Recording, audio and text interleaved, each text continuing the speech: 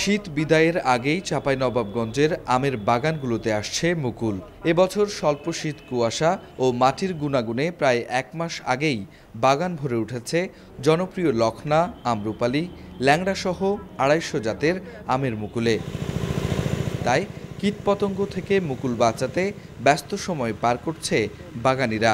শুষ্ক মৌসুমে মাটি ও পানি দিয়ে বাড়তি যত্ন চলছে দিগন্ত বিস্তৃত আমের বাগানগুলোতে। এখন আমরা বীজ দিচ্ছি, আবার মূল ধরার পর ফল আস্তে আস্তে বড় হবে। মুকুলের গোড়া শক্ত হবে বা মুকুল যেটা বাড়াইছে এখন টাইনা বাহির করবে, আপনার গেন দিতেছি।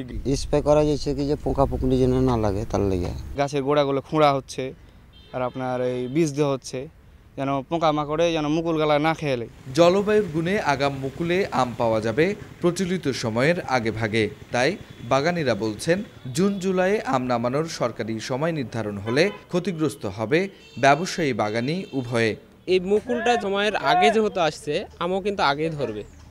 আর আম আগে ধরার কারণে এই আম যদি আমরা বিক্রি করতে যাই, ব্যবসায়ীরা আমরা দেখা যাচ্ছে যে ক্ষতিগ্রস্ত হব। সরকার নির্ধারিত টাইম দিয়ে দিলে আমরা টাইমের আগে বাজারজাত করতে পারি না আমটা, তখন আমাদের গাছের আম পাইকা পুরো নষ্ট হয়ে যায়। আপনার আগাম মুকুলের যত্নের ব্যাপারে পরামর্শের পাশাপাশি আম নামানোর সময় নিয়ে সতর্ক আছেন বলে জানান এই ফল গবেষক।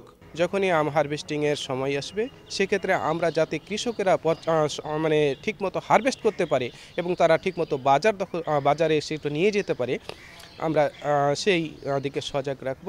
চাঁপাইনবাবগঞ্জের ২৯,৫০০ হেক্টর জমিতে ২,৭৫,০০০ মেট্রিক টন আমের উৎপাদন লক্ষ্যমাত্রা নির্ধারণ করা হয়েছে, যা বাংলাদেশের উৎপাদনের প্রায় ৩ ভাগের ১ ভাগ।